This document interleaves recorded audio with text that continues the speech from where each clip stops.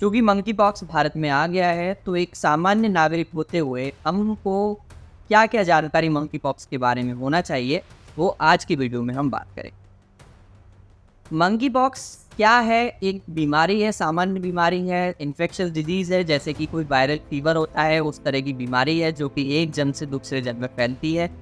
इसमें अपने शरीर में रैशेज़ होते हैं, यानी चितकट्टे पड़ते हैं, लाल रंग के दाग पड़ते हैं, धब्बे पड़ते हैं, बुखार आता है, सर दर्द होता है, कमर दर्द होता है, हाथ-पैर दुखते हैं और ये ज़्यादातर लोग इसमें आसानी से खुद से ही ठीक हो जाते हैं, घबराने की कोई बात नहीं होती। कुछ लोगों में ये थोड़ी गंभीर स्थिति पैदा करता है। कौन से ऐसे लोग होते हैं, उसके बारे में भी हम बात करेंगे।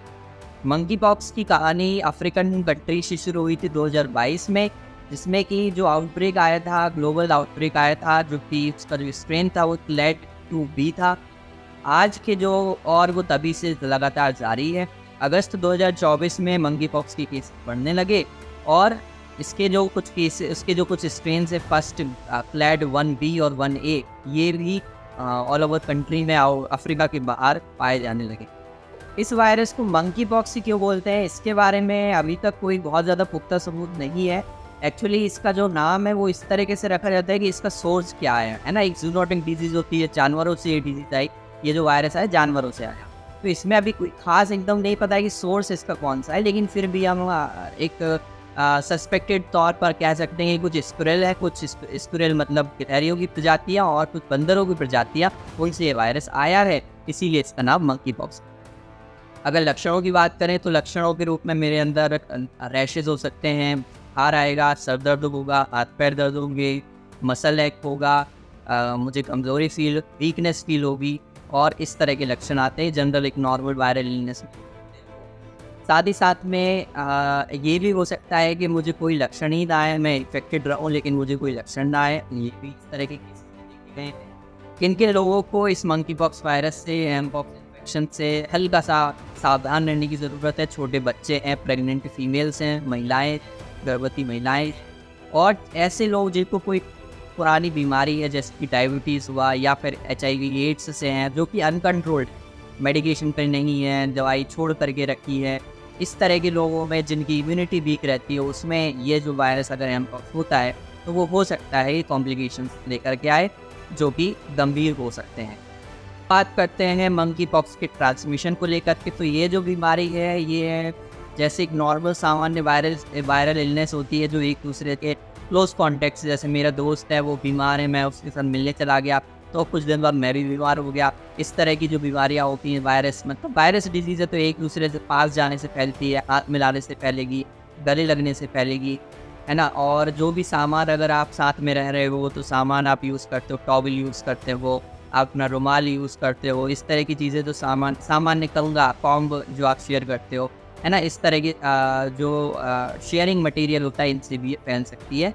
और अगर हम प्रेग्नेंट फीमेल की बात करें तो प्रेग्नेंट फीमेल को अगर एम पॉक्स होता है तो उसको बच्चे को भी ये हो सकता है और इस स्थिति में थोड़ा सा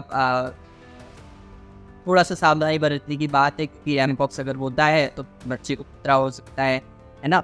बच्चे को कुछ बीमारी हो सकती है, बच्चे का जो स्टिल बर्थ की कंडीशन हो सकती है, तो इस तरह की थोड़ी सी ये सावधानी वाली बात है अगर एम पॉक्स अगर प्रेग्नेंट महिला को होता है।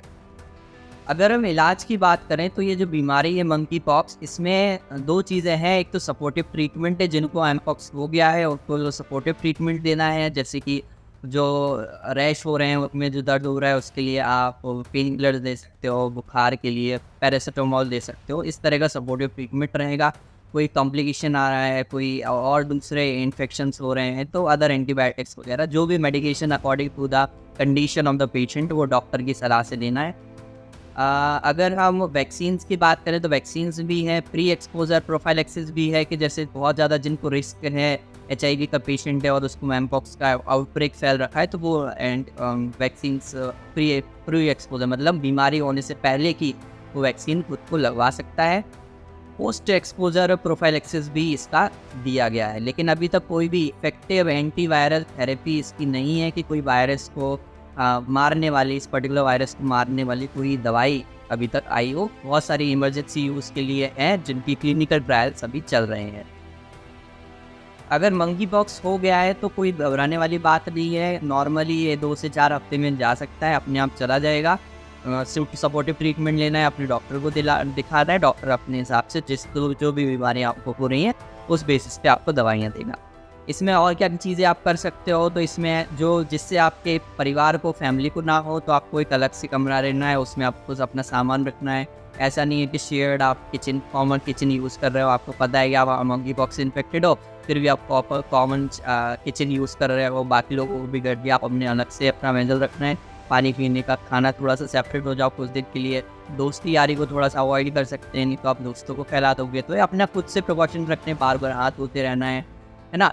कोई भी अगर जैसे वैसे ही अपने अगर ब्लिस्टर्स होते हैं, जो भी आपको रैशेज हो रहे हैं, उसको आपको अनकवर रखना है, सूखा रखना है। लेकिन अगर आप साथ में रह रहे हो, किसी कारण से आपको दूसरे कमरे में जाना पड़ रहा है सबके साथ में, तो कवर्ड रखिए, है ना। हाथ बार बार धोते रहिए, गर्म पानी से नहा सकते हो जब भी आपको, अगर आपको अपने आपके ब्लिस्टर्स हैं वो परेशान कर रहे हैं, तो आप गर्म पानी से नहा सकते हो, है ना। नमक के पानी से आप रिंस कर सकते हो, कुल्ला कर सकते हो अपने मुंह के छाले, अगर मुंह में छाले होते हैं तो। ये सब सिम्प्टोमेटिक ट्रीटमेंट आपको करना है, ठीक है।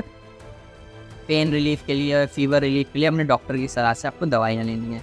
क्या क्या चीज़ें हैं जो हमें नहीं करनी है, वो ये है कि कोई ब्लिस्टर अगर हो गया है तो उसे आप फोड़ रहे हो, ये नहीं करना है ना। बाहर आपको हो गया है पता है, फिर भी आप सबके घर में जा रहे हो, सबको बता नहीं रहे हो कि मेरे को हो गया है। फिर कोई सिम्टम नहीं आ रहा है, फिर भी आपको लग रहा है कि हाँ थोड़ा थोड़ा बीमार जैसा फीलिंग हो रही है, ज़्यादा सिम्टम नहीं आ रहा है, फिर भी आपको बताना है कि मुझे हो गया है और अलग रहना है।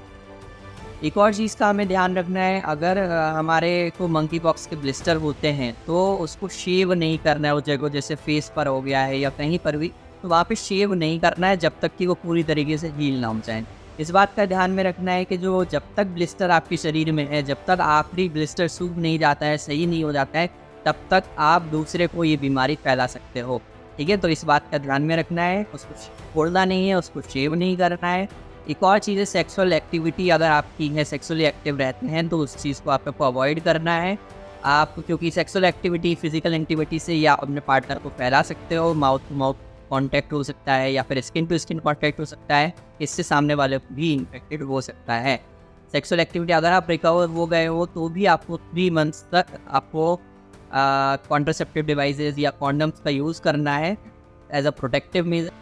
वैसे तो कंडीशंस सही रहेंगी, लेकिन अगर बाई चांस कंडीशन बिगड़ती हैं, सब तक एमपॉक्स के केसेस पहुंचते हैं, भारत में और केसेस आते हैं, तो इस बात का हमें ध्यान में रखना है कि इससे हमें छुआछूत वाली चीज़ नहीं करना है कि अरे इसको तो एमपॉक्स हो गया, ये इस तरह का हो गया। उसको हमें समझना है, मेन अंडरस्टैंडिंग की तरफ लेकर के जाना है, डिस्क्रिमिनेशन की बजाय अंडरस्टैंडिंग को लेकर के जाना है कि आप हाँ इनको हो गया है, जिसको हुआ है उसको भी समझना है कि उसे बाकियों से दूर रहना है, और जिनको नहीं हुआ है उसे समझ में आ रहा है कि सामने वाला एमपॉक्स से इन्फेक्टेड है, तो उसको समझाना है कि में हम लोगों को दूरी बनाए रखनी है, और साथ साथ में ऐसा हमें फिजिकल डिस्टेंसिंग रखनी है। वो चीज़ आई थी कोविड के टाइम में कि सोशल डिस्टेंसिंग नहीं, फिजिकल डिस्टेंसिंग हमें रखना है ना। तो इस बात का ध्यान में रखना है, फिजिकल डिस्टेंसिंग रखना है, सोशली अंडरस्टैंडेबल रहना है।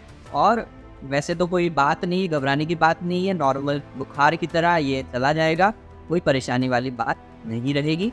चलिए, आपको ये इन्फॉर्मेशन फ़ायदेमंद रही होगी, और इस वीडियो को ज़्यादा से ज़्यादा लोगों तक शेयर कीजिए ताकि ये सही इन्फॉर्मेशन लोगों तक पहुँचे।